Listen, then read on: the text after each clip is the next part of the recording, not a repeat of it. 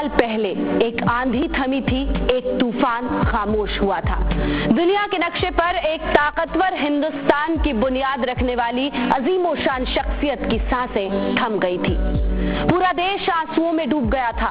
आखिरी सफर पर पूरा देश नारे लगा रहा था कि जब तक सूरज चांद रहेगा, इंदिरा तेरा नाम रहेगा।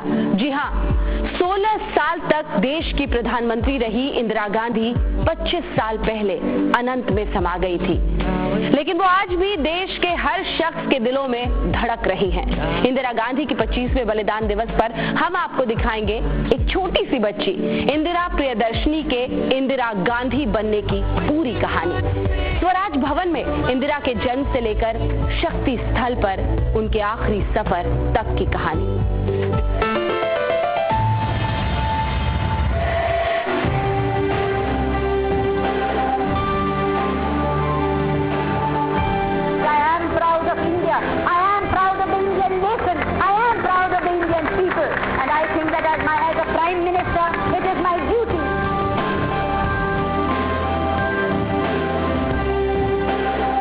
प्रत्येक व्यक्ति, स्त्री, पुरुष और बालक की मन की आजादी भी हो, आर्थिक आजादी हो, सामाजिक आजादी हो, हम इस भारत को एक सुंदर भारत, एक साफ भारत, एक प्रगतिशील भारत, एक चमकता भारत हम बनाएंगे।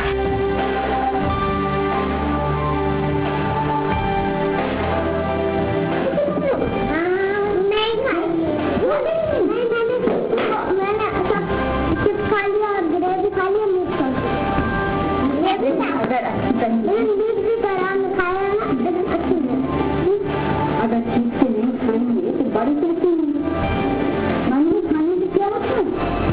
सब्जी बनती है, बनता है, सब चीजें खाने से बनती है।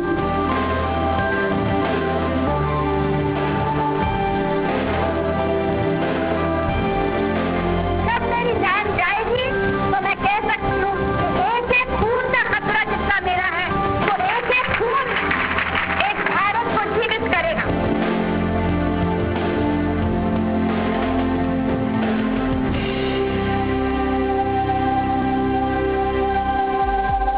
हिंदुस्तान भूल नहीं पाएगा 31 अक्टूबर 1984 की वो मनहूस सुबह, जब इंदिरा गांधी की गोली लगने की खबर जंगल में आग की तरह पूरे देश में फैली थी। जिन पर इंदिरा गांधी की सुरक्षा की जिम्मेदारी थी, उन्हीं में से 2 गद्दार सुरक्षा कर्मियों ने इंदिरा को गोलियों से छलनी कर दिया था। इंदिरा की सांसों की डोर टूट गई थी, पूरा देश मातम में डूब गया था।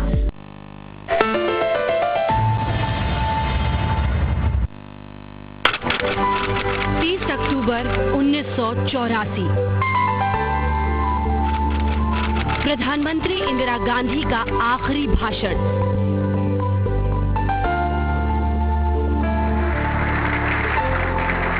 मैं जीवित रहूं या नहीं रहूं, और जब तक मुझमें सांस है तब तक सेवा ही नहीं जाएगी, और जब मेरी जान जाएगी तो मैं कह सकती हूँ कि एक एक खून का खतरा जितना मेरा है, तो एक एक खून एक भारत को जीवित करेगा। देश की जनता से प्रधानमंत्री इंदिरा गांधी की आखिरी मुलाकात थी। भुवनेश्वर की इस रैली में इंदिरा गांधी ने कहा था, जब उनकी जान जाएगी तो खून का एक एक कतरा भारत को जीवित रखेगा। एक एक खून का खतरा जितना मेरा है, तो एक एक खून एक भारत को जीवित करेगा। शायद इंदिरा गांधी को मौत से पहले ही मौत का एहसास हो गया था। 30 अक्टूबर की देर शाम इंदिरा गांधी भुवनेश्वर से दिल्ली लौटी थी। दिन भर की यात्रा की थकान लिए वो देर रात सोने गई। बेडरूम में जाने से पहले इंदिरा गांधी ने अपने स्पेशल असिस्टेंट आर.के. धवन को सुबह के सभी अपॉइंटमेंट्स कैंसिल कर देने को कहा, सिर्फ एक टेलीविजन इंटरव्यू को छोड़कर।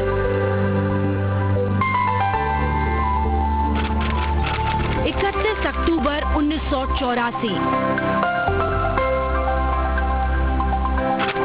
एक सफदरजंग रोड, सुबह के करीब 9 बजे। प्रधानमंत्री इंदिरा गांधी तैयार होकर बीबीसी के एक इंटरव्यू के लिए अपने बंगले से बाहर निकली। साए की तरह हमेशा उनके साथ रहने वाले आर.के. धवन साथ थे। प्रधानमंत्री आवास और 1 अकबर रोड वाले उनके ऑफिस को जोड़ने वाली इस पगडंडी की तरफ बढ़ी थी इंदिरा गांधी।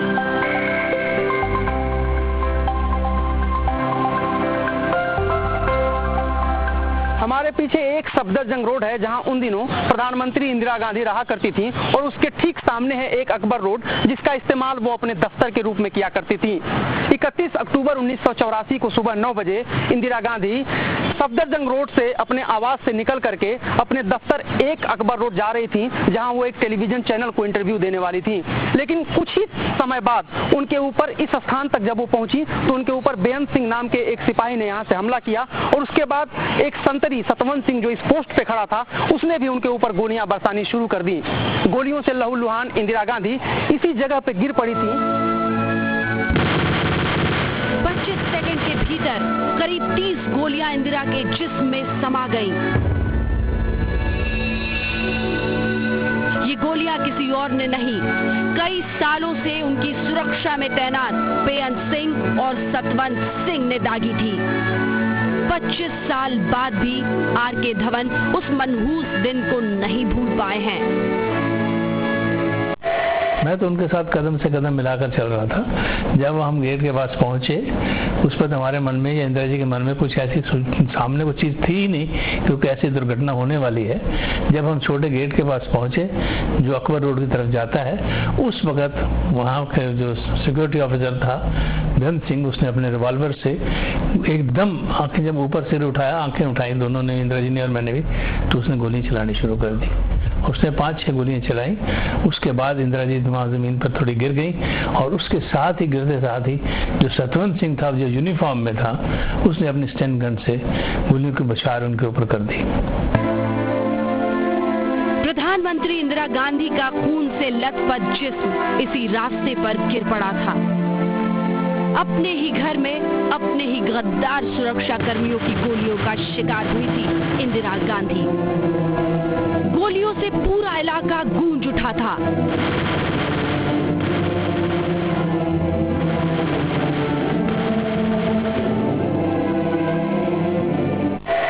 मैं कोई 40 या 50 गज पीछे चल रहा था। ये उतने में अकबर रोड के गेट के पास पहुंची, वहां गोली से आ गई। हम दंग गए तो अंधकार छा गया हुआ। उस वक्त ही जब ऐसी कोई घटना हुई तो वहाँ उसके बाद बेअंत सिंह ने अपना रिवॉल्वर फेंक दिया और कहा कि मैंने जो करना था कर लिया, आप जो मर्जी कर लीजिए।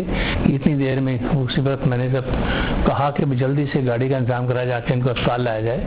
जो एम्बुलेंस वहाँ पर रहा करती थी वो उस वक्त मिली नहीं। तभी मैंने चलाया कि कोई भी गाड़ी ले आओ। जब तक गाड़ी आई उसी समय सोनिया गांधी जी भी दौड़ के, उनको भी पता चला, वो भी उसी समय वहाँ पहुँच गई और सोनिया जी ने, मैंने, फौजेदार भी वहाँ उसके बाद पहुँच गए और डॉक्टर ओपी के माथे उन्होंने उठा के इंदिरा जी को गाड़ी में डाला और स्पीड से मैंने कहा अगर पुलिस ड्राइवर को किसी लाल बत्ती की किसी चीज की कोई परवाह न करो, इंस्टीट्यूट ले चलो। गोलियों से छलनी इंदिरा गांधी को एम्स ले जाया गया। पूरे देश में जंगल की आग की तरह ये खबर फैल रही थी।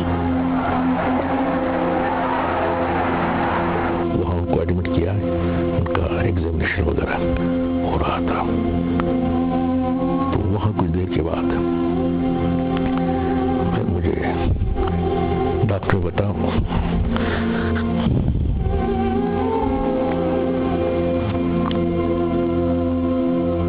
एम्स के बाहर लोगों का तांता लगा था और भीतर मंत्रियों, सांसदों और नेताओं का जमघट।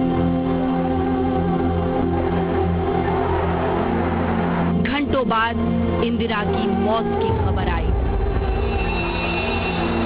पूरे देश में हाहाकार मच गया।